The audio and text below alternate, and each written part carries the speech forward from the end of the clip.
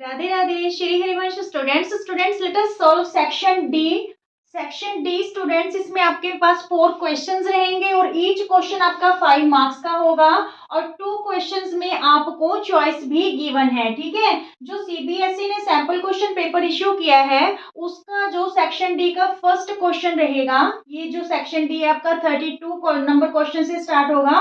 तो क्या क्वेश्चन दिया है हमें, a train travels at a certain average speed for a distance 63 kilometre. 63 kilometre एक एवरेज स्पीड से चल रही है and then travels at a distance of 72 kilometre at average speed of 6 kilometre per hour more than its original speed. और फिर जो 72 kilometre की distance है वो ओरिजिनल स्पीड से 6 किलोमीटर पर आवर ज्यादा स्पीड लेके चलती है। If it takes 3 hours to complete the total journey, अगर ये टोटल जर्नी को कंप्लीट करने में 3 आवर्स ले रही है तो इसकी हमें original average speed find out करनी है। सबसे पहले स्टूडेंट्स, जब आपके पास डिस्टेंस एवरेज स्पीड को लेके कोई भी क्वेश्चन एग्जाम में आता है तो इस क्वेश्चन को इजी बनाने के लिए आप एक टेबल फॉर्म कर लेना। कैसे, देखिए, स्पीड, डिस्टेंस एंड टाइम। ठीक है, तो ऐसे से आपका जो क्वेश्चन है बहुत ज्यादा इजी हो जाएगा। सबसे पहले स्पीड हमने किलोमीटर पर आवर में लेनी है। ठीक है, डिस्टेंस हमारे पास किलोमीटर में है और टाइम किस में लेना है, आवर में लेना है। ठीक है, अब देखिए हमारे पास 2 केस हैं, first case and second case. देखिए फर्स्ट केस में जो ओरिजिनल स्पीड है इसे हम x kilometre per hour let कर लेते हैं। ठीक है, और सेकंड केस में वो कह रहा है कि जब स्पीड को 6 किलोमीटर पर आवर इंक्रीज कर दिया, ठीक है, मोर कर दिया ओरिजिनल स्पीड से। डिस्टेंस पहले केस में कितनी कवर कर रहे हैं, 63 किलोमीटर, और सेकंड केस में कितनी डिस्टेंस कवर कर रहे हैं, 72 किलोमीटर। क्लियर। अब देखिए टाइम, टाइम का फॉर्मूला क्या होगा, टाइम हमारे पास होगा डिस्टेंस अपॉन में स्पीड, डिस्टेंस अपॉन में स्पीड। ठीक है, टाइम का फॉर्मूला ये होता है। तो डिस्टेंस हमारे पास 63 है और स्पीड क्या है, x। जानी हमने टाइम को x जो फॉर्म में, x वेरिएबल की फॉर्म में एक बार यहाँ पे शो करना है। क्लियर, डिस्टेंस अपॉन में स्पीड, डिस्टेंस अपॉन में स्पीड। ठीक है, ठीक है, मान लीजिए ये जो टाइम है t1 है और ये टाइम t2 है। अब देखिए अकॉर्डिंग टू क्वेश्चन क्या कह रहे हैं हमें कि जो टोटल टाइम है ये दोनों डिस्टेंस कवर करने में वो कितना लग रहा है, उसको 3 आवर्स लग रहे हैं। ठीक है, तो t1 की वैल्यू हमने क्या निकाली, 63 अपॉन एक्स, और t2 की वैल्यू क्या है, 72 अपॉन में x प्लस 6 इक्वल टू क्या आ जाएगा, 3। ठीक है, अब ये एक इक्वेशन बनेगी क्वाड्रेटिक और इसे हम मिडिल टर्म सब्स्टिट्यूट करके इसका आंसर है जो वो फाइंड आउट कर लेंगे। तो देखिए स्टूडेंट्स, यहाँ पे सबसे पहले जो हम दोनों टर्म्स का एलसीएम लेंगे तो ये एलसीएम हमारे पास क्या आया, x इंटू एक्स प्लस 6।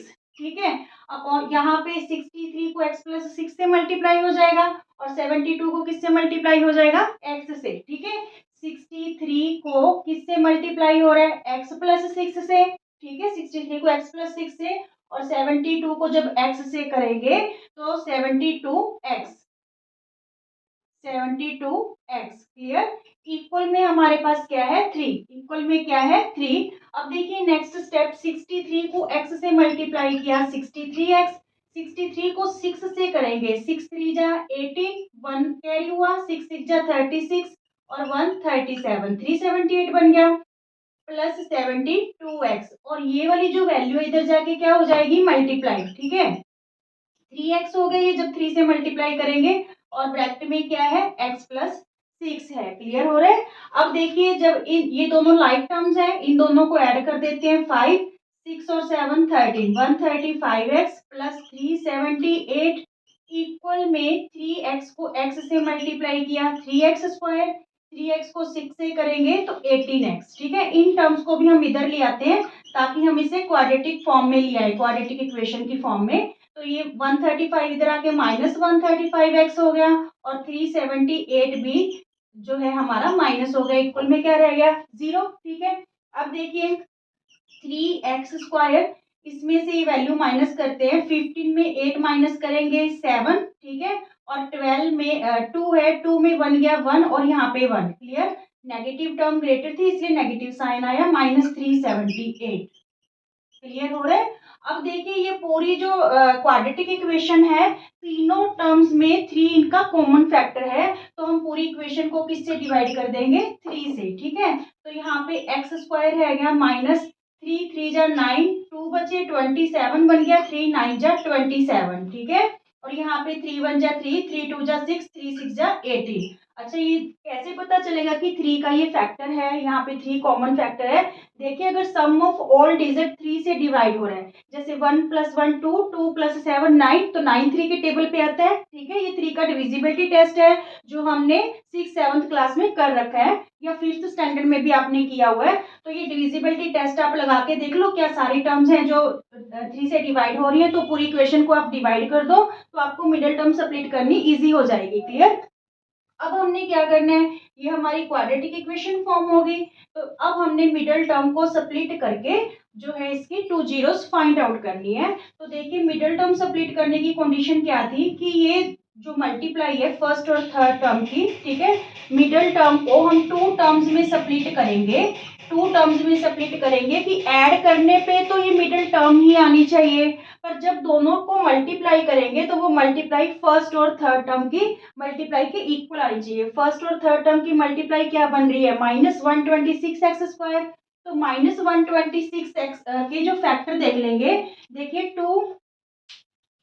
126 कैसे आएगा, देखिए 2 × 2 6 जा 12, 2 3 जा 6, यानी 63, 2 जा 126 होते हैं। और यहाँ पे 63 में अगर आप 2 ऐड करो या माइनस करो तो हमारे पास 39 नहीं बन रहा। फिर हम 3 के टेबल पे जाएंगे, तो 3 4 जा 12, 3 2 जा 6, 42 में अगर हम 3 माइनस कर रहे हैं तो 39 बन रहा है। ठीक है, तो ये ही हमारे पास फैक्टर बनेंगे, x² माइनस यहाँ पे 42x और प्लस का 3x। ठीक है, क्योंकि हमें जो मिडल टर्म है वो नेगेटिव चाहिए, तो हमने जो इन दोनों में से जो बड़ी टर्म थी उसको नेगेटिव ले लिया और इसे पॉजिटिव ले लिया। ठीक है, 42x + 3x और -126 = 0। अब हमने क्या करना है, फर्स्ट 2 टर्म्स की और लास्ट 2 टर्म्स की ग्रुपिंग करनी है। इसमें से जो कॉमन फैक्टर निकलेगा उसे कॉमन ले लेंगे। फर्स्ट 2 टर्म्स के पास देखिए स्टूडेंट्स x कॉमन है। ठीक है, तो यहाँ पे x और यहाँ पे -42 रह जाएगा। क्लियर। इन दोनों टर्म्स के पास +3 कॉमन है, तो यहाँ पे x रह गया, और जब 126 को 3 से डिवाइड करेंगे तो यहाँ पे क्या रह जाएगा, 42 इक्वल में 0। क्लियर। अब देखिए x - 42 दोनों प्रोडक्ट हैं ये वाले। ठीक है, दोनों के पास x - 42 कॉमन है, यहाँ पे रहा x और यहाँ पे +3 इक्वल में 0।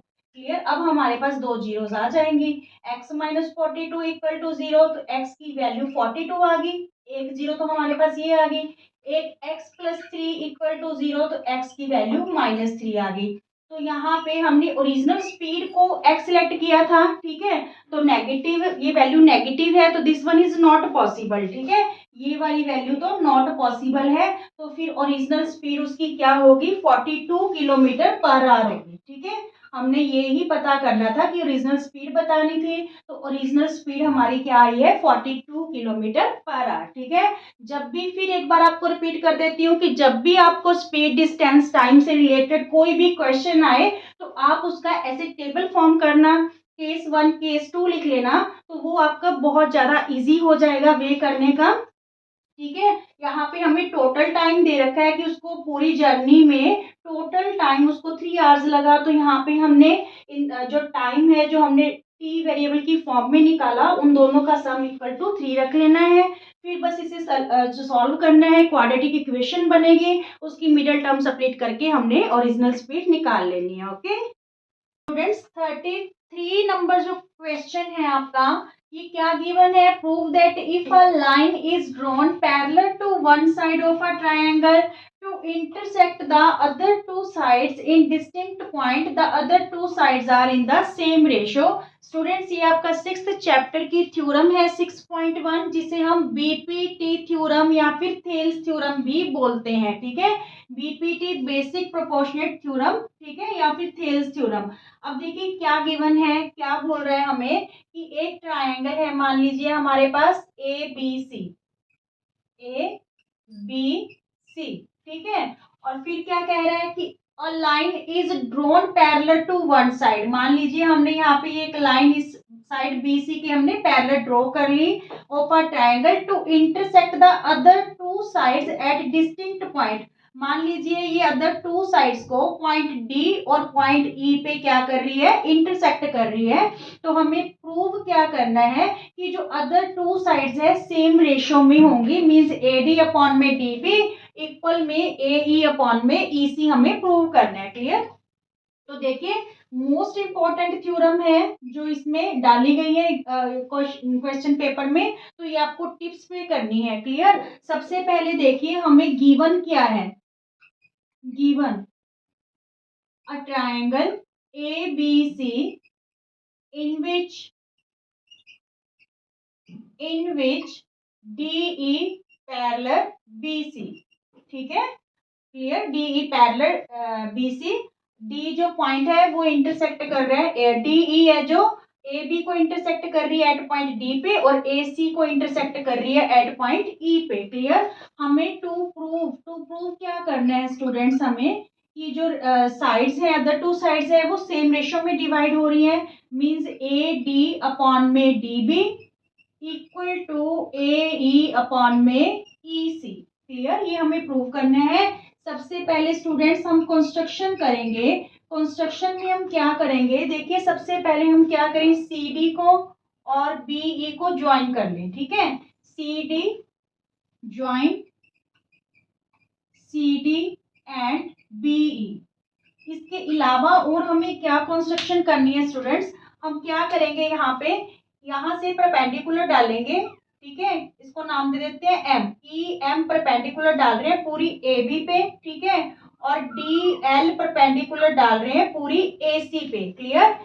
स्टूडेंट्स आपको ये चीज ध्यान में रखनी है कि जो ई एम परपेंडिकुलर है वो पूरी साइड ए बी पे है और डी एल जो परपेंडिकुलर है वो पूरी साइड ए सी पे है, क्योंकि बच्चे यहीं पे कंफ्यूज हो जाते हैं इस थ्योरम को लेके कि जो ई एम परपेंडिकुलर है वो सिर्फ ए डी पे और यहाँ पे डी एल परपेंडिकुलर सिर्फ ए पे सोच लेते हैं, जबकि ये हमारे पास पूरी साइड पे है, ठीक है, दोनों तरफ। क्लियर। अब देखिए हमने यहाँ पे लिखिए कंस्ट्रक्शन में हमने क्या कंस्ट्रक्शन की कि जो ई एम है वो हमने परपेंडिकुलर लिया है कौन सी साइड पे, ए बी पे, ठीक है। और डी एल जो हमने परपेंडिकुलर ड्रॉ किया है वो कौन सी साइड पे किया है, ए सी पे, ठीक है। अब हमें क्योंकि दोनों साइड्स हैं जो सेम रेशियो में शो करनी है, तो हम क्या करेंगे, A D upon D B लाने के लिए हम इन ट्राइंगल्स का एरिया लेंगे, ठीक है। अब देखिए यहाँ पे सबसे पहले एरिया ऑफ ट्राइंगल एडी, क्योंकि हमें एडी चाहिए, ठीक है, तो एडी को हम बेस मान के चलेंगे और ये परपेंडिकुलर, ठीक है, क्योंकि राइट एंगल ट्राइंगल है तो जो एरिया होगा वो half into base into height रहेगा। चलिए करते हैं इसका प्रूफ। देखिए एरिया ऑफ ट्राइंगल ADE ये क्या रहेगा, half into base into height, ठीक है। तो जो एरिया है वो किसके इक्वल आ गया, बेस हमने किसको लेके चलना है, AD को, और हाइट फिर AD पे परपेंडिकुलर कौन सा है, EM है, ठीक है, EM। क्लियर। नाउ ये एरिया ऑफ ट्रायंगल हमारे पास किसका आ गया, ADE का। Similarly area of triangle AD upon हमें BD चाहिए, तो BD से कौन सी ट्रायंगल बन रही है, BED, ठीक है। तो यहाँ पे देखिए area of triangle BDE half into base, base इस बार कौन सा रहेगा, BD, ठीक है, बेस कौन सा रहेगा, BD। और हाइट, हाइट यहाँ पे कौन सी यूज होने वाली है स्टूडेंट्स, ये ही EM ही, क्योंकि EM है जो पूरी साइड पे परपेंडिकुलर है, ठीक है, तो EM। क्लियर। अब देखिए यहाँ पे एरिया ऑफ ट्राइंगल ADE हो गया, ADE हो गया, ठीक है, और BDE हो गया। अब इधर वाली साइड आ जाइए, AE अपॉन में EC चाहिए, तो अगेन से हमें एरिया ऑफ ट्राइंगल क्या लेना पड़ेगा, ADE लेना पड़ेगा। एरिया ऑफ ट्राइंगल ADE, ठीक है। तो यहाँ पे जब एरिया ऑफ ट्रायंगल ADE लेंगे तो इस बार हाफ इंटू बेस, बेस इधर से कौन सा लेंगे, AE लेंगे, ठीक है। ADE तो हम बेस ले चुके हैं, अब कौन सा बेस लेना है हमें, AE, और हाइट क्या होगी, DL, ठीक है। AE into DL, clear.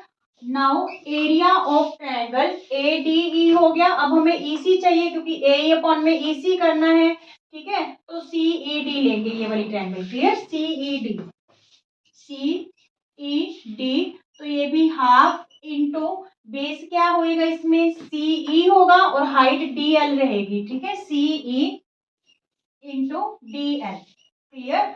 अब हम क्या करें, इक्वेशन 1 को 2 से डिवाइड कर देते हैं, ठीक है। इक्वेशन 1 बाय इक्वेशन 2 कर देते हैं और इक्वेशन 3 बाय इक्वेशन 4 कर देते हैं, क्लियर। जब हम इक्वेशन 1 बाय इक्वेशन 2 करेंगे, देखिए area of triangle ADE upon में एरिया ऑफ ट्रायंगल BDE किसके इक्वल आ रहा है, हाफ इंटू बेस था और into height EM, clear.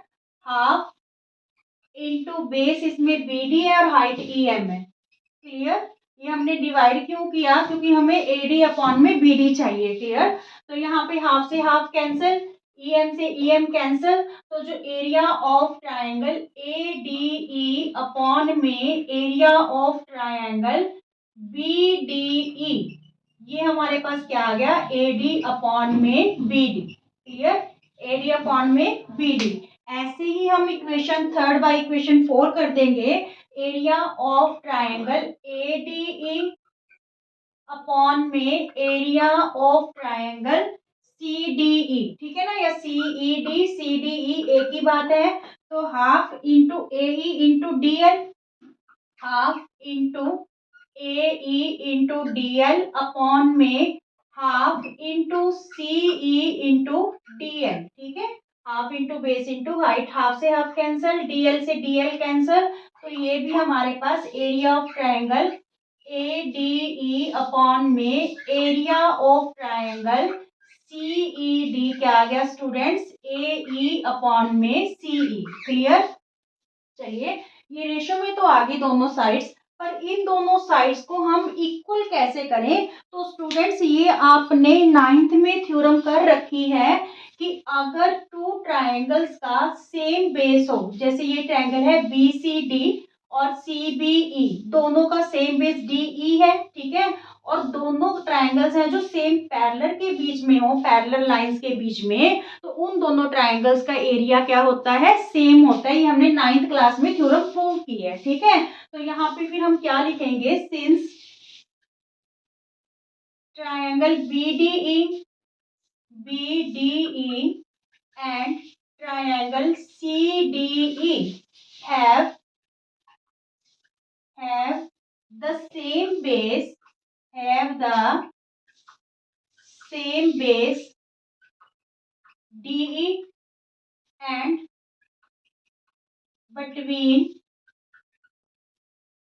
between the same parallel lines, same parallel lines, कौन सी पैरेलल लाइंस, DE हमें किसके पैरेलल दे रखी है, BC की दे रखी है, ठीक है। So area of triangle BDE equal हो गया एरिया ऑफ ट्रायंगल CDE के, क्लियर।